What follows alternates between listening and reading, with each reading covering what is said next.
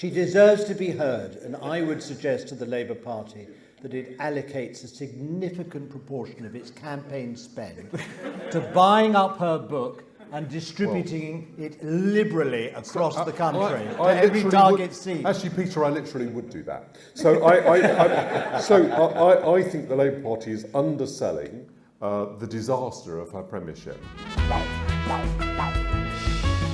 Yes, here we are again then. It's How to Win an Election live from the News Building in central London.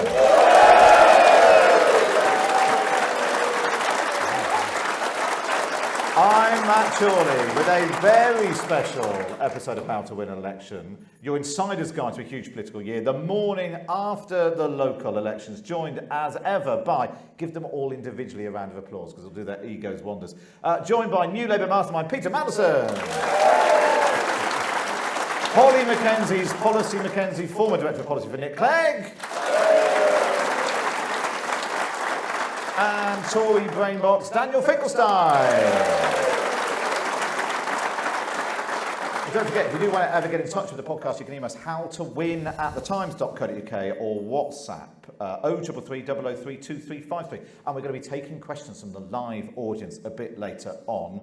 Are we all well? First of all, did you stay up? Have you been up all night? Were you up for Redditch? Is that what people are saying? No, I went to bed after Thurrock.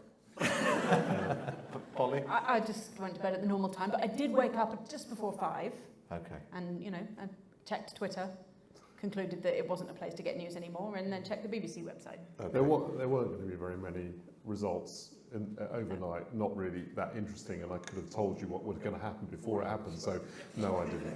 And we know nothing is going to make a difference. No, exactly. Well, certainly I know that certainly not the interpretation of the results. That won't make a difference. Well, let's have a look at the results as we have got them. As things look right now, Labour has won the Blackpool South by-election on a swing of 26% from the Conservatives, the third largest in history. 35 out of 107 councillors have declared their results, so about a third so far. Of those, Labour have gained 54 seats, the Conservatives have lost 124. Labour's taken control. Oh no, it's going to get worse than that.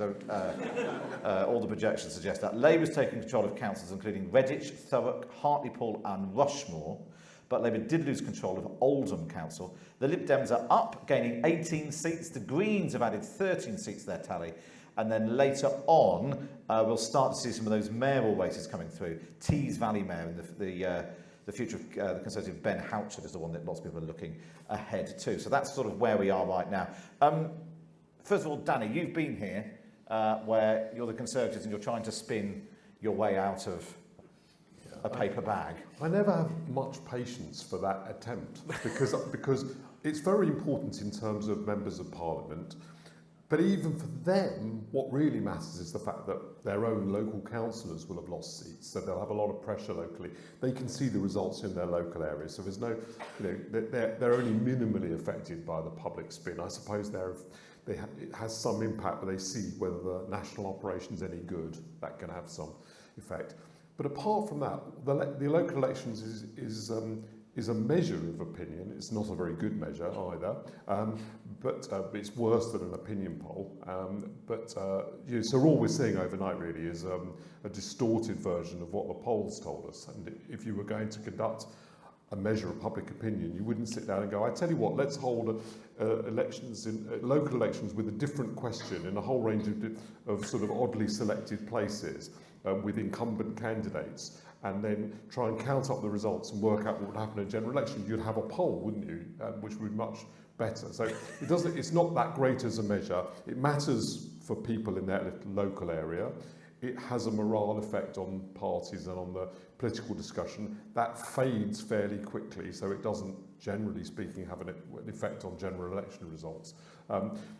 It's important in itself because real people are being elected to real offices that actually matter. So therefore it's worthwhile watching. But I wouldn't stay overnight to watch the results because I could have told you the Tories were going to do really badly because the opinion polls said that.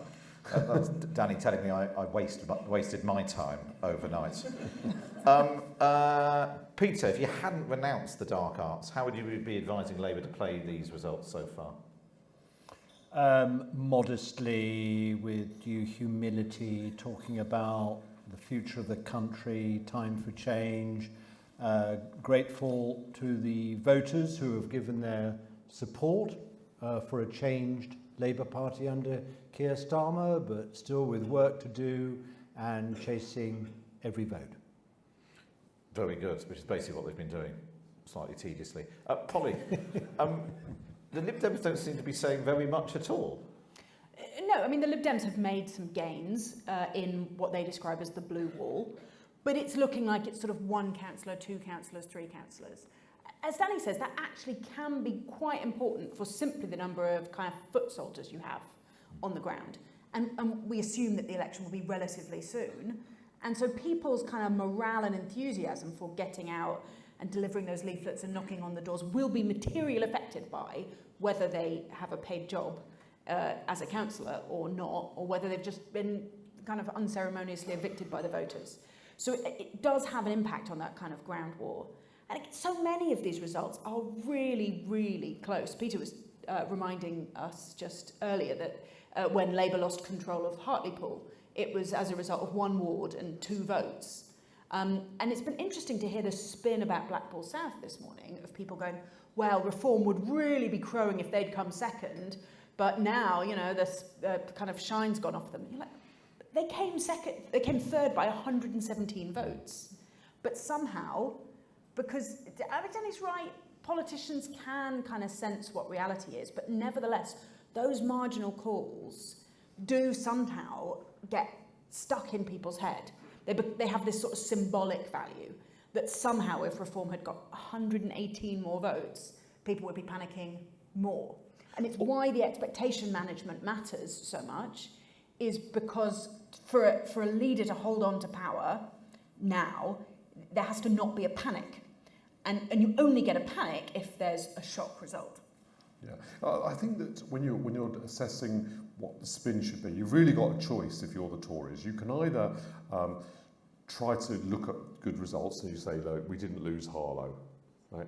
Reform didn't beat us in Blackpool. You use that argument. Or you embrace the fact the results really were bad and use them to change the party in some direction or the party's message.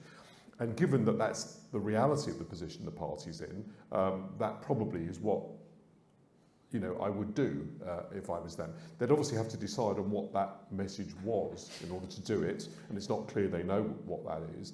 And also one of the problems the Conservative Party's got is it's used up all its turns, and everyone, that there isn't an obvious thing that they can turn to now that everyone will go, well, I haven't tried that before. So I think they are quite stuck, as the results suggest. But that is the choice. Now, I would always go for I heard the electorate. We listen to what they've got to say. We're going to make change in that direction, and less for the more popular version of what's called this Kenneth Baker strategy of choosing a couple of places and saying, look how well we did, which I think only has an effect on the quality of reporting. It doesn't actually have an effect on the result. It's interesting though, Danny, because you could take the Blackpool South result and say that what we've heard is that Reform are chasing our tails, and so therefore what we need to do is move to the right. Or you could take the Harlow result, and Robert Halfon, the MP for Harlow, until the general election, he's standing down, he said it was a victory for Harlow's compassionate Conservatives. And so you could take that result and their determination to, I think in his words, stick with housing and regeneration and, running good local services, and say, actually, we need to come back to the centre. So, to your point, which pivot do they make? And they're still stuck between those kind of competing choices. What Danny is advocating is the exact opposite of what the chairman of the Conservative Party, Richard Holden, did this morning, who went on all the media outlets essentially blaming the electorate. They don't understand, they don't get it, they don't realise how good we are, they don't see the importance of Rwanda. They're still too woke, or they're still too in love with net zero, which we're abandoning. We've just got to speak louder and clearer to the voters so that they get the message and realise their mistaken view of the government, revise their view, and then come back and vote Conservative at the election. And what Danny is advocating is the exact opposite. And he's right, and I remember doing this myself in the run-up to the 2010 election, after I'd come back to the government for Gordon Brown after the financial crisis, and we were, predictably not doing very well in local government elections, and I ran straight towards it. This is disappointing. This is a setback. We've got to do better, and we're going to set out a new agenda, or whatever it was. That's what you've got to do. Turn disappointment and setbacks to your advantage and tell your own side that what they've got to do better and differently in order to win back trust. It was really striking, I thought, overnight when we were doing interviews, even before some of the results came out and then afterwards. Actually, the Tory line was just all, the lines to take. The Labour, every Labour frontbencher who came on the Times radio show basically said the same thing. They'd got the lines to take and they trotted them out. Wait and see. And the Tories, Andy Street and Ben Houchen, not even running as Tories. They're so in back. They all said the same thing. The Tories just couldn't really work out what it was. On the one hand, they were saying, obviously it's a tough time right now because we've been through COVID and we've been through the economic crisis in Ukraine. But then equally, they were saying, well, of course, if it's a high watermark during COVID in 2021, things were absolutely terrible during COVID, which is why we won massively under Boris Johnson. And now we're not in COVID, we're doing very badly. This doesn't make any sense.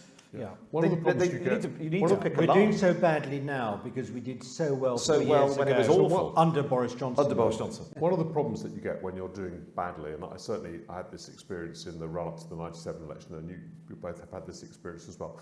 People who are going on the television programmes and members of Parliament begin to think they could think up better lines than the ones that you provided them. So you provide them with a not under sheet. my regime. But you provide them with a sheet and it has a lot of lines about what happens in different circumstances, and people think, that's a loser, and these people are losers because that's why we've just lost. So I'm going to actually develop my own argument. And the more senior in the party people that gets, for example, before the 97 election, Ken Clarke quite openly thought some of the lines we were using were ridiculous. And so he didn't stick to them. Now, if your major players aren't doing that, you can't get the point across. So some of it will be the Conservative Central Office not being sure what the right line to use is. And there are genuinely, let's give an example of our dilemma. I think the long-term strategy of the Conservative Party trying to be the party for places where reform is going to do really well, that is not a strategy that will work. David Cameron's strategy in the long term. It worked after Brexit, but it won't work in the long term. David Cameron's strategy of trying to tack to the centre, even when UKIP was on 13, is a better strategy. But it's very difficult to implement it at this point, when you've only got a few months to election. So there are real, genuine dilemmas, and therefore the line might be a bit confused. But beyond that, the problem is people no longer want to stick with them. You have meetings in a political party that's losing, and people come along with things like, I've got an advert that I think you should run, and they've drawn and they've sketched on a piece of paper, and you have to nod politely. Obviously, it's slightly bonkers. And you get that, and everybody, you can't say, well, actually, just follow what we're suggesting, because what we're suggesting just produced very bad results. The Lib Dems, when somebody turns up to a drawing, they turn it into a stunt. They turn it into a cannon or a clock or something for Ed Davey. In a minute, I want to talk about actually the impact of the smaller parties. Because what we've seen, Reform are clearly taking votes off the Conservatives. Labour clearly also losing votes to the Greens, to the Lib Dems, and in areas with a high Muslim population, they've done worse. So we're interested to see about the impact of Labour's policy on Gaza and how that might play out in the general election. Obviously, results are coming in the whole time we are talking. Patrick Maguire is reporting a source, a Birmingham Labour source, calling the West Midlands mayoralty for Andy Street, saying we would have beaten him as a general rule, but the Muslim vote has collapsed to the Galloway-backed independent. So they're getting their line in, setting their narrative. I mean, that's quite a big thing for the Tories if they hang on to that, isn't it, Danny? Well, so I would welcome that because I like Andy Street and I think he's a good mayor. I think its general application is restricted to this effect on the Labour vote. It doesn't say the Tories are doing well. Andy Street has done well because of his personal vote. It shows that you can keep seats running into that position. But the Labour vote thing is interesting. I don't think it will be a huge factor in a general election, but the long-term interest is whether or not a party on the left begins to appear that you might think of as Labour reform. I don't think it'll happen in this general election because at the moment the drive is all about time for a change and no distractions from that. But will these kind of defections of people like Owen Jones and others ever amount to anything electorally significant? I don't think it would ever be more than 10%, 12%. That's still very, as the Tories are discovering, that's still very significant. So I think we might one day look back on that, what you just said about the vote in the West Midlands, and think actually that was telling us something that prefigured something significant in politics. I don't agree with that, because I don't think the Muslim vote that is supporting independent candidates are doing so for left-wing reasons. I think they're doing so for solidarity reasons with Palestinians in Gaza, and therefore I don't think that that sort of is a burgeoning or emerging constituency, for a hard left new party. If I were the Conservatives, though, I wouldn't be saying that Andy Street has won because of the collapse of the Muslim vote for the Labour Party. I would be saying, if I were the Conservatives, Andy Street's won because he's a brilliant mayor and because everyone has exaggerated the loss of support for the Conservatives, and where you have, Conservative mayor in action, the people flock behind him. The truth about Andy Street is that he is, to all intents and purposes, not a Conservative at all. He is run as an independent. He's run without the Conservative Party colours. He's run in green rather than blue. He hasn't allowed either the Prime Minister or any minister to visit his West Midlands during his entire campaign from the start. But here's the point about the mayors. The system of directly elected mayors was designed to build up, personalities directly elected, directly accountable, who cared about their areas, who people really could feel were championing, the progress and the pride in their areas, which Andy Street, frankly, has done very well. He's got huge name recognition as an individual, and I wouldn't be at all surprised if he were to get back. Yeah, well, he is the Conservative candidate, Peter. So, but he has also on all of his leaflets. So all that matters about Andy Street is what's true. Why doesn't he put Conservative on his leaflets? Because that would obviously be daft, right? Because he would lose votes as a result of it. That's why he doesn't do it. So I'm not about to contradict you completely, but what it demonstrates is that a Conservative candidate can win if they get other people who don't regard themselves as core Conservatives to vote for them, which doesn't seem to me to be that intellectually challenging an idea, but it does seem to have escaped a lot of people. Right? The Conservative Party often seems to think the more enemies that it makes, the purer it is. And what Andy Street is illustrating is how completely wrong that is. I mean, this is assuming, of course, that he does win. Yeah, obviously it does. We should also bring some other breaking news. ITN are reporting that Labour have conceded defeat in the Tees Valley mayoral contest. Labour source there saying it's a win for Ben Houchen, not the Conservative Party. Again, that was the line that they were pushing over the weekend. They do think they're on course to achieve the 12.5% swing in the region they would need to get the majority of one. What this tells us, Polly, I suppose, whether it's seeing some people saying, well, we're going to vote for him locally because he's done a good job, or we're going to vote for him because of what's happened with Gaza, or we're going to vote for the Greens. Keir Starmer, when it comes to the general election, does need all these people to vote for the Labour Party. You can't have people affording. You can't afford to have people. Well, I mean, but Andy Street and Ben Houchen won't be standing in the general election. But so the first thing is to note that everything Peter says about mayors is right. And of all of the legacies of the Conservative government over the last 13 years, that part of the devolution agenda, I think, really will stand the test. We started the mayors. Yes, but that has been massively accelerated, and you did lots of kind of micro mayors. This idea of regional mayors is something that actually really, it's possible for things to be done that are good in this country that's not by the Labour Party, Peter. I know. Except on this occasion, it would be nice just to give credit where credit is due. I think mayors were actually invented before the Labour Party.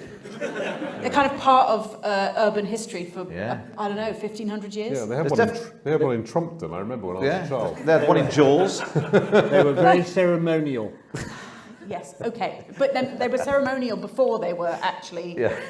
Okay, let's not have history. So I think the question of the fragmentation of the left is a real thing, and I understand why Peter wants to dismiss it, but it was the fragmentation of the left in the 1980s which led to kind of conservative hegemony for so long.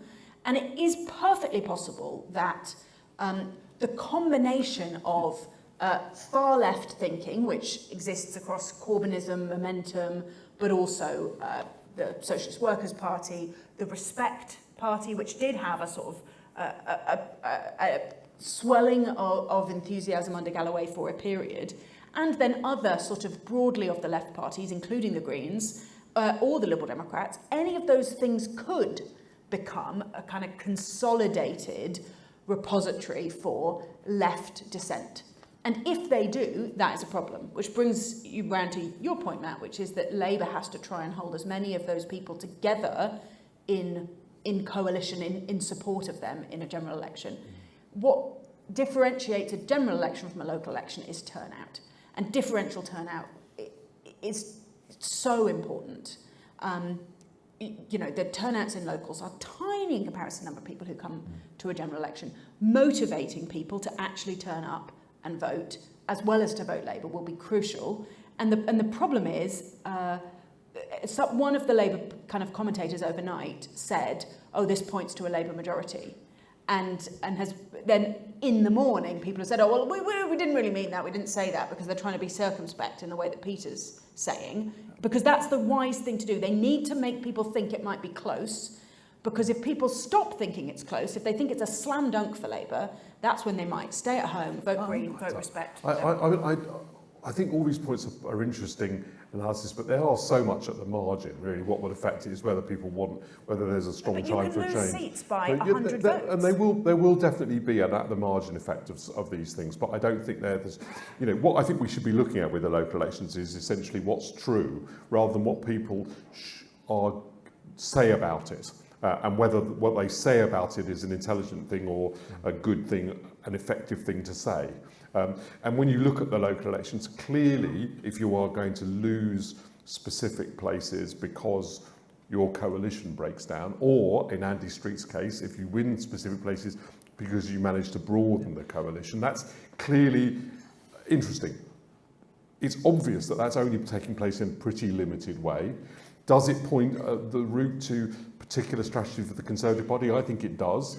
And I think it illustrates that where the Conservative Party is pragmatic and less ideological, and it can add votes from people who wouldn't necessarily think of themselves as being Conservative, and it can then win where otherwise it would lose. The other impact of this, Peter, is that if there is a problem with Labour losing votes over the Gaza issue, it gets overlooked, but if the same thing had happened to the Conservative Party, we talked about it endlessly, the rebellions that Keir Starmer's had on his own benches over his policy on this issue, it doesn't get the same attention because he's in opposition. If he's in government, and we've seen people losing councils, losing councillors, potentially losing seats because of Gaza being an issue in some areas, that is going to be a challenge if he's in number 10, isn't it? Formulating a foreign policy. I mean, the straight answer to that is yes, it would be a problem.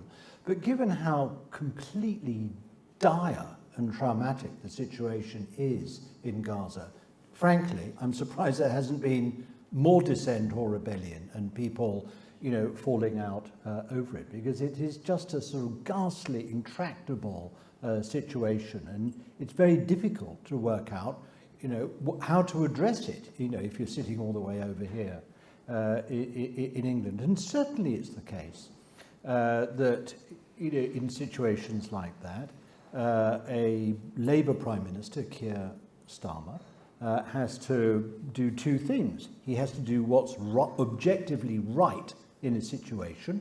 What is the right policy? What's the right response and approach to take? And in my view, what he's doing on Gaza is absolutely right. But secondly, you do have to manage your own party. Now, I just want to say something about fundamental truths, to pick up something that both Polly and Danny were saying. It's a fundamental truth that the reason why Mrs. Thatcher succeeded as she did in the 1980s is because she faced Michael Foot and a Labour opposition that was not a viable alternative to her. She was pretty lucky. And if you look at the last 10 years, I'm afraid it's a fundamental truth that the Labour Party bears some responsibility for what's been done to our country by the Conservatives, because once again, the Labour Party, for a lot of the recent period, has failed to provide a viable alternative government to the Conservatives. And the reason why I'm a Starmer enthusiast is because he has brought Labour back from this near-death experience, rather as Neil Kinnock did in the 1980s. He has changed the Labour Party, he has turned it around, and he's turned it into a viable alternative once again to the Conservatives. And that is the first duty of every opposition, to be a proper alternative to the government. And thank God he's done it. He clearly has. We'll come back to that in a moment. We need to go to the news. Just to bring you some other breaking news. Patrick Maguire says a Tory source now in Tees Valley predicting Ben Houchen will win with 56% of the votes. That's down from 72. This is my area. Yeah. We'll come back to it. So I know a little bit about what's going on in the Tees Valley. One other bit of breaking news. David Cameron now has a Lib Dem councillor.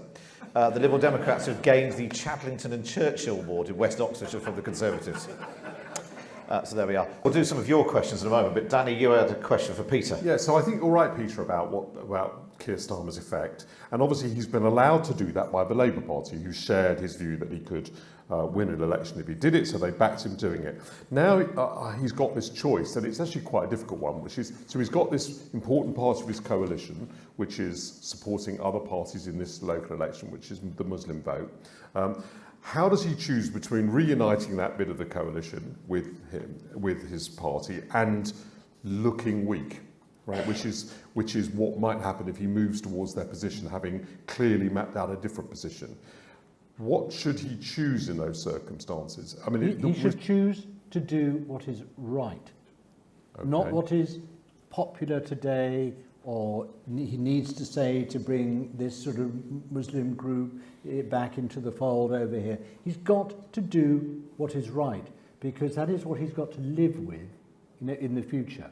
Right. If you start sort of tacking here and tacking there and pulling your punches and speaking out of both sides of your mouth, it will catch up on you. Without trying to, and he really can't afford to do that. I'm not trying to sort of make a partisan point at all, but obviously Keir Starmer has trouble determining for himself what is right. Okay, so I think very, very unfair. I think on Gaza, been very clear. Okay, on Gaza it may be, or it may not be, because Keir Starmer clearly does shift positions, and to some extent you could say, the most impressive thing about him is he's moved from the position he's held all his political life in order to win by establishing a position from which he could govern, right? So I'm not saying this is an attack on him. I'm actually quite impressed by that. I think that is what a good public leader should do. But it's not enough just to say he should do what's right, because that presupposes he knows what that is. Well, let's. I feel like we're drifting into trying to solve the Middle East, and that's probably a whole different event. 1 second. Yeah. I think that he is absolutely fundamentally right to place himself and the Labour Party on the side of Israel rather than its enemies, who are trying to destroy that country and its people. But things do change. Who could have foreseen that the Israeli government, for whatever reason, would hamper the supply of humanitarian aid in southern Gaza? And he's got to respond to that. Yes. Who could have foreseen that the Israeli government, for whatever reason, would not prioritise a hostage deal rather than continuing their fight against Hamas? He has to respond to that. But fundamentally, he's in the right position, in my view. Okay, let's take some. That was Danny's question. Let's take some questions now from Time subscribers here in the news building. Let's start with Aria. Hi, so it's First of all, it's your birthday. Yes, it's my 21st birthday. Oh, well done. And on that theme I have to say, I remember my 21st birthday, and this is not how I spent it. Yeah, so on that theme of self-obsessed youth, the Tories are doing pretty awfully amongst youth polls. There was one poll that had 1% amongst 18 to 24s. Even compared to 2010, they got 30%. But this is an outlier in Europe. So it's the youth, though, particularly young men, that are fueling right-wing populism. Le Pen got 49% of the youth vote in the last election in France, and even Trump got 40% in the last US election. So could we see this phenomenon be replicated in the UK, particularly if we get a Labour government, and should reform maybe be pivoting a little to this? What do you think about this, Buddy? We've talked about Liz a little bit before, haven't we, about this, the sort of young people going to the right? Interesting It's certainly true that we are a bit of an outlier in the dominance of more left-wing thinking among young people. I mean, there a turning point, were they called? A sort of US youth, more right-wing movement tried to sort of plant itself in the UK and kickstart that, and sort of went a bit sort of damp squibby. You know, you've had Darren Grimes sort of deflate himself and lose that opportunity to be that sort of younger voice of right-wing populism. It is something really remarkable. I think we're probably quite lucky in our right-wing leaders of them being the, generally speaking, quite old, middle-aged sort of, what do they call gammons? There's something to do, I don't know, but people seem to like Nigel Farage, and I guess some people do, but there's nothing appealing to a young person about Nigel Farage, is there really? And so I think there's something about the character of those leaders that somehow feels exclusionary to young people. I think that there clearly is populism that has a reach to the left, particularly among actually minoritized communities. We are seeing, you know, if you think about those the movements that you might characterise as far left or far right, frankly, sort of Tommy Robinson or George Galloway, do have an ability to reach young people. I think at the moment it just feels like luck. If Labour gets into government, it isn't able to correct the enormous challenges that we face in terms of life chances for young people, opportunities, education, pathways into university, housing, welfare, jobs, then I think the circumstance you described could easily arise. Yeah, so do I. So in the Vietnam War, there was a lot of concentration on the students rebelling against the Vietnam War. Actually, the group that was most in favour of the Vietnam War all the way through, from the beginning to the end, were young people. There's young people who are attracted to somewhat more emphatic, or, you know, you choose a more pejorative term, extreme movements than older people. And it's not necessarily those of the left at all. And the fact that that's happening in other countries. So in this country, you know, the right has made a decision to hand all the money that it collects to older people and redistributes from younger people to older people. So not unsurprisingly, as a result, it doesn't have very high support among young people. There's also a bandwagon effect online. So a lot of young people are living a lot of their political life online. And you could easily get a ripple that went the other way.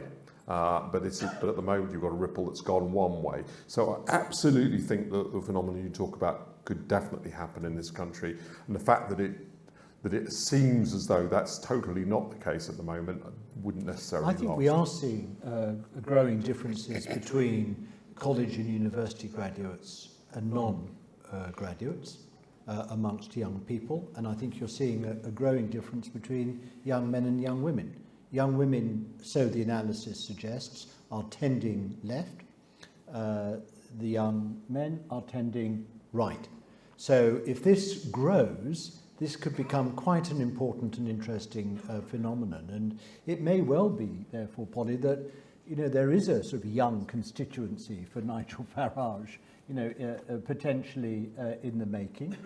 They could provide some momentum for Reform UK, and it could have an impact. And it's an interesting point you make about whether a Labour government then provides the vehicle for that, a change in who's running the country. Really interesting question that.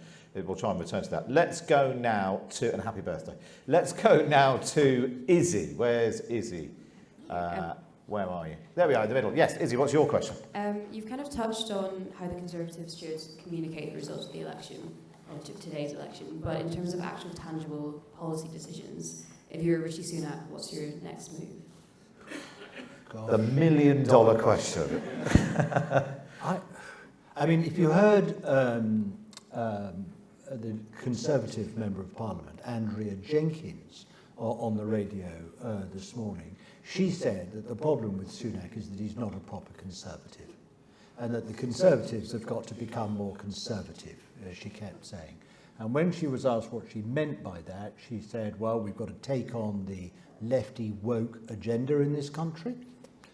We've got to be less committed to net zero targets and decarbonisation of our economy, and we've got to talk about Rwanda more. How they could talk about Rwanda even more than they're doing at the moment, I do not know, with that extraordinarily expensive gimmick. But there we are, that was her view. And she said that the signal that the public are waiting for from Rishi Sunak is a quick reshuffling of his cabinet and installing in leading positions of people who are true Conservatives, and that would be his effective lift-off to the coming election. We should remember the last time that Andrea Jenkins was in government briefly, she was most famous for flicking the V's as she walked into Downing Street. So maybe that's that's what she had in mind. That's not an entirely ridiculous strategy, by the way.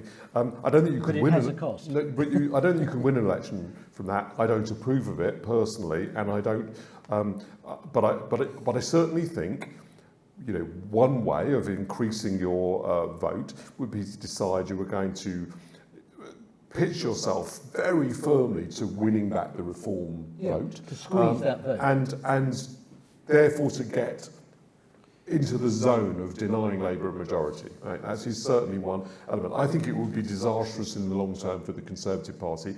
I don't think you would achieve it by reshuffles, because that would require people to know the nuances and difference of opinion between they don't matter. Different Conservatives. No, they absolutely don't. I mean, the evidence, you can ding as much as like that's the evidence is clear that they don't. But I think it's certainly one strategy, right? But the alternative, which I think is a better one, doesn't really lie in lots of new policies of which it's too late for people to see the benefit. It is to begin to concentrate your message on the things that people care about: the education, the health service, and the economy, and crime, actually, and just to suggest and try and demonstrate in as many ways, and immigration, by the way, as well, and show that your government is working to achieve results. And if you can do that, you can persuade people at the margin. And I think it's quite late to do anything, really. I think it's absolutely too late to have many material kind of policy impacts. I think, you know, the Andrea Jenkins strategy of just chasing the Reform vote is misguided, because and not just because I object to it on substantive terms, but also because, you know, if you are a centre-ish right voter, as in the middle of the right, and you're oscillating between Reform and the Conservatives, if you go into the ballot box on election day thinking about small votes and how much you hate international students, you're going to vote for Reform. Whereas if you go into the ballot box, think into the, what's it called? The polling booth. Don't go in the ballot box. That's my top tip for how to vote. Go via the polling booth. Yeah. If you're thinking about the NHS and the economy and whether Labour's going to do something ghastly like build houses in your neighbourhood, then you're going to vote for the Conservatives, because that'll be the threat. And so Andrea Jenkins is fundamentally wrong as the way to get those Reform votes back. You have to bring down the salience of the issues on which Reform beat you, because it is not about how tough can I sound on small votes. You're the government. You have to actually succeed on small votes, and you literally cannot, and you certainly cannot in time. I actually think that the pivot the Conservative Party should take should be, in policy terms, is to actually think about their legacy. One thing that Labour did towards the end of their term, recognising that they might lose, was actually embed the Climate Change Act, the Equality Act, the Child Poverty Act, things that actually set the infrastructure for things they believed in to outlast them. And if the Conservatives cared primarily about the country and their policy legacy, they would have been thinking for the last year about that. Not to give up, But to actually think, how do we make the country, how do you actually embed things that it's difficult for Labour to unpick, that are things that we really stand for? And that's why devolution, of course, whoever started it, really matters. Because those are things that people will be able to point to and say that we did that. And it's why in 10 years, 15 years, bring back the Conservatives, because look, our lasting legacy. Otherwise, just what's the point of being in government? And the thing is, the thing you've highlighted is he has tried all of these things. Like the smoking thing was clearly, this week we're going to do long-term things which outlive the smoking thing. Well, then he moves on and talks about something else. It may not move the electoral dial, but it might. But it might be a good thing. Yeah. It might be a good thing. Let's take a question now from Sarah Hill. Where are you, Sarah? Yes. Good morning. So in our area, we do not have a local election. We were just voting for a local crime commissioner. So why does it have to be political? Good question. You did introduce these, didn't you, Polly, when you were in government? Not single-handedly, No. but... If you want to take credit for good ideas, you need to take credit for this one. Yeah. I share responsibility. So I've advocated them. I think it would make much more sense to actually bring them together with mayors. It's too narrow and small a set of jurisdictions in a way. They did replace something that was probably worse in terms of accountability, which was police authorities, sort of a random selection of local councillors. But the problem is that they absolutely don't need to be political, and the police and crime commissioners who've been good have been ones who've just cared about good quality policing in their area. The problem is the kind of people who want to stand for office tend to be people who are quite interested in politics and often have joined a political party. And when parties exist, they just sort of end up taking over. You could ban party affiliations from the elections, but then it was always a truism that in the county councils, independent councillors were actually Conservatives, and so you had the Labour and the Independent. So I think the reality is that politics just ends up crowding out these kinds of things, and also who's going to do the canvassing, who's going to print the leaflets if you haven't got a political party behind you. If you don't have party labels, you're expecting people to know a huge amount about what the people stand for, and the party labels are designed as a shortcut. They're very crude, but otherwise you're expecting people to gather an awful lot of information about what people stand for, what's the difference between them, what this person's attitude will be, and the people probably can't establish that. In fact, the problem with the police the commissioners, I would say, is that it has turned out people weren't that interested in electing them. And therefore they don't really turn up. And I thought they would be, so I supported it for the same reason, and I was part of think tanks that advocated it for the same reason that I supported the mayors. The mayors have turned out to be, excellent, and the Andy Street mixture is perfect, which is you have a party label, so people have got some very broad idea, but onto that you add your own particular type of offer. Just add a footnote to that. Hartlepool is in the Tees Valley area, where we were talking about the newly elected, or the previously elected and likely to be re-elected Mayor, Ben Houchen. I bet a lot of my former constituents in Hartlepool contributed to the overwhelming tide of support for the Labour Party, which has now taken back control of Hartlepool Council, and at the same time voted for Ben Houchen. Why? Because they recognise his name, he seems to stand up for the local area, he doesn't seem very political, he just seems to be for Tees Valley. That's why I think he'll be re-elected today. So, in a sense, what you're saying is already happening in practice. There are people who are being elected, they may actually be Conservatives, but they're perceived as independents for the area, and that's why they're getting support. And that's that idea of bringing the mayors and the policing together probably makes more sense as they get more powers. Let's finish off with a final question from Dave.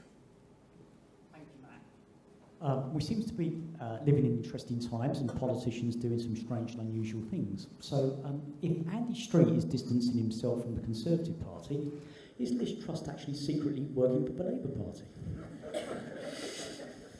I caught the last bit of that. Is Liz Truss secretly working for the Labour Party? That is probably the best explanation, Dave. Oh no, I've just, on behalf of all of us, finished reading her book. Oh, I am sorry. No, I felt that it was a public duty that I ought to perform. She is very convinced. It's very interesting. She continually says the problem with the Conservative Party and the right is that it doesn't boldly announce its policy and doesn't take on the fight. It allows, it doesn't fight things. And she doesn't seem to reflect on the fact that she repeatedly takes on the fight and loses. And therefore she still perceives that her best tactic would be a fight, even though fights have really let her down. That is now the advice she's offering the Conservative Party, which is don't ignore the fact that people don't agree with this particular position. Pitch a battle anyway when you've only got 20% support for this position. No, it's not designed obviously to be Labour's a secret campaign on behalf of the Labour Party, but it's similar in effect. Have you read it, Polly? No, I delegated that to Daniel. I read the extracts, but there's only so much trauma one person can take, really. Liz Truss was originally a Liberal Democrat, so... Oh, it's your fault. It's not literally my fault. If you're taking the credit for the mayors. So it is nice to hypothesise that maybe this is all a really clever kind of Manchurian candidate long game. And Deep state. Somehow a set of additional tactics over the next 20 years will lead to the rise of the Liberal Democrats and perhaps, I don't know, the end of monarchy. She was also against monarchy, one of the last people to see the Queen alive. Yeah.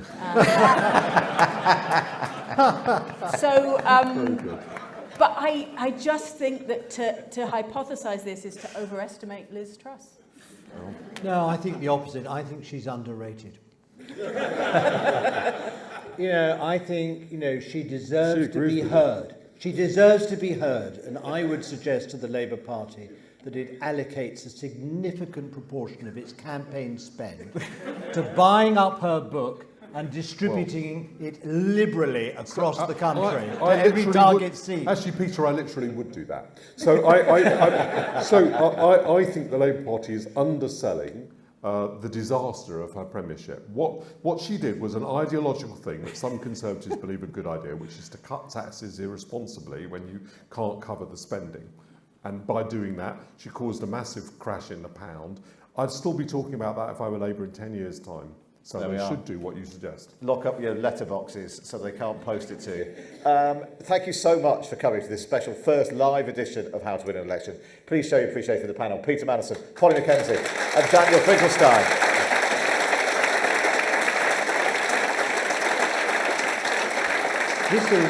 This is so much nicer to do it with people, with a live audience, and not just you, Matt.